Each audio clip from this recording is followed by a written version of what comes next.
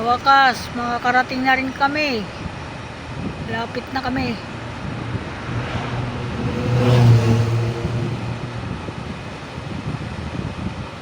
Dito na kami sa palapit sa kanilang lugar. Ang ganda ng mga nila dito, mga design ng kanilang kalsada. Parang Pasko, no? Parang Pasko dito.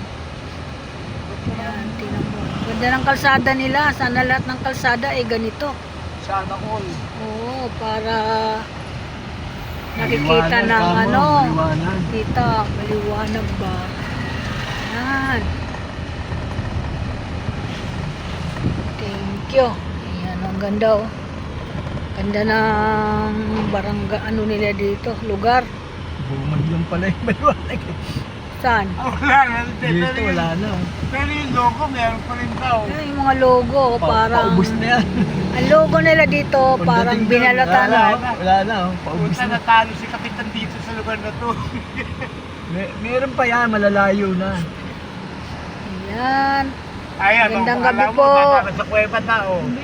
Ayan yung arko. Ayan na, oh. Ayan na ang arko. Malapit. Malapit na tayo dito sa arko. Andito, ito yung arko nila, oh. Ayan na nga, ayan na nga. Oh, ayan. Tingnan mo na yung Tercias. Doon tayo. Papasok tayo sa arko. Ayan, oh. Ito ang lugar nila, yung pinunta namin dito ngayon. Ayan, arko. Ang ganda naman. Ayan, oh. Tingnan mo. Naka-arko yung kanilang kalsada. Ayan, pantak. Pindaman. Alcala dito. Alam ko dito banda sila, 'di ba? Dito banda, oh. Tingnan mo yung yung nila, yung pangalan. Tercias. Yung Tercias ba yun? Yung Ito ata, ito tindahan daw nito, malapit na daw dito, konti pa. Kaya nakasalampak. Ayan, baka sila na yan. Ayan, mga nakatambay. Ayan, sila na nga yan.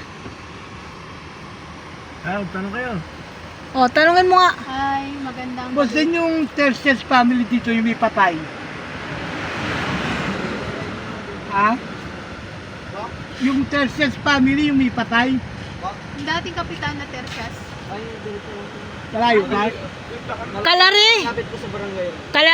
Kalari? Hindi naman kilala si Ray rito. Chilin na naman, no? Dito Ba't ba? nga natin? Thank you. Salamat. Okay, thank you. Kilala pala sila rito, Tercias family. Tercias lang kilala rito, hindi Ray. Ayun, dating kapitan sa Bingin Ipapasok na tayo sa arko. Ayan nga. Sila talaga dito, no? Kaya pala mayabang sila, no? DC. Barangay Captain na nakaupo. Thank you so much. Bye-bye. Magandang gabi. Lapit na kami. Maraming salamat sa Panginoon. Thank you so much. Bye-bye. Good evening sa mga idol.